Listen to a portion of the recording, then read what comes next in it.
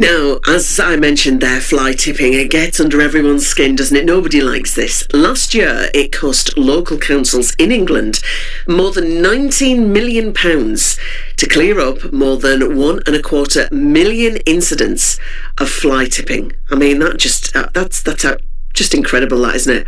Why are people doing it? With council budgets squeezed and council tax going up, it's a problem a lot of councils could really do without, let's be honest. But now the Local Government Association is calling on the government to urgently review sentences for people caught dumping their rubbish.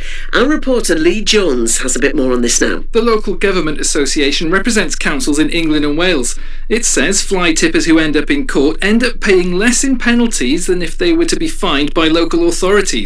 Councils can fine offenders up to £1,000 for fly tipping, but the average court fine for fly tipping was only £539 last year.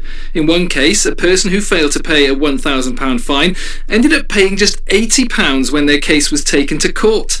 Last year, there were 1.26 million fly tipping incidents in England. Middlesbrough Council told BBC Radio Tees of the 6,500 reports of fly tipping they received, they secured 8 prosecutions, issued 87 fixed penalty notices, and that they regularly seize and dispose of vehicles involved in fly tipping. Now, the government says it's giving local authorities the tools to fight back against waste crimes.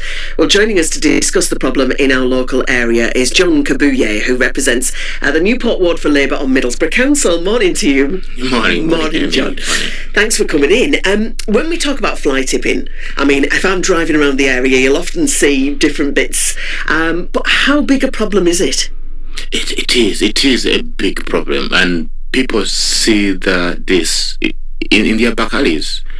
We see it in our environment spaces, the parks, and people see fly tipping on their door, outside their doors. It's a big problem, and it's really our community pride is vanishing.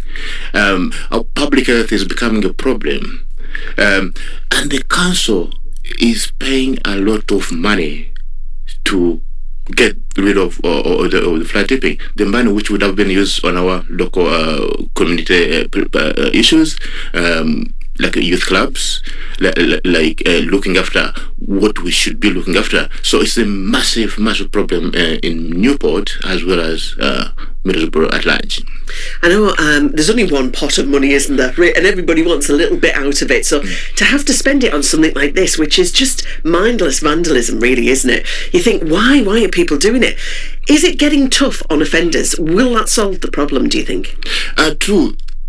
Fly tipping is there more than this year, last year. It's because people are paying less money to those people who are taking who claim that they are taking the rubbish away, but they end up dumping it in the back alley because they want to get more money.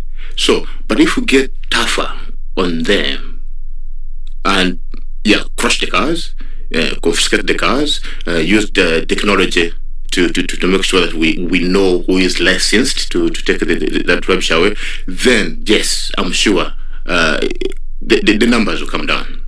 I know we have talked before about people who've been caught fly tipping, and like you say, they go through the courts, they get a massive fine, the vehicles are crushed, and you think, well, that'll slow them down for a little bit, hopefully, and make them stop. What about, if somebody has got a lot of bulky waste, to stop it happening, would free collections take it away to the tip work? I don't know who would pay for that. Of course, it's been we've been discussing it, whether we make it free, but of course that comes with its disadvantage as well. Everybody will run to, and even those people who are offending, they would we think they might try to more. But we need to think about that after we've really thought about how can we deter, how can we monitor, how should we know who has that license to carry out fly tipping. But it's like a jigsaw which we need to put together, but it's a good idea. But we really need to monitor it, be able to monitor that properly. Yes, no, I get that. I never thought of that. People, offenders using that as well, that wouldn't be good, would it? So when it comes to the Newport area, I mean, do you have quite a good community, really? Do you have people that look out and care for the area? Yes, I mean, you look at Tennyson Street, if you've been there, businesses and residents came together but there was a lot of fly tipping in Newport, Tennyson, Bakali, and people were, even today, yesterday and the other day, you could see residents trying their best to clean, to report. But what the issue is, when you report fly tipping, like you say, 6,500 reporting, and it takes a long time to prostitute, and even the prostitution takes longer. People get frustrated. They feel that their energy is not worthwhile. I mean, making an impact. So, but communities are there, and there's pride in community. People work to see their places clean, but it's the process which is so long that people feel frustrated and they just give up. So, yeah, speed up the process if we can, and tougher punishments would help, wouldn't it? Definitely. Thank you so much for coming in this morning. Thank you for chatting to us here on BBC Radio Tees. Because it's I mean, I know we spoke about the Newport Ward there, but it affects everywhere.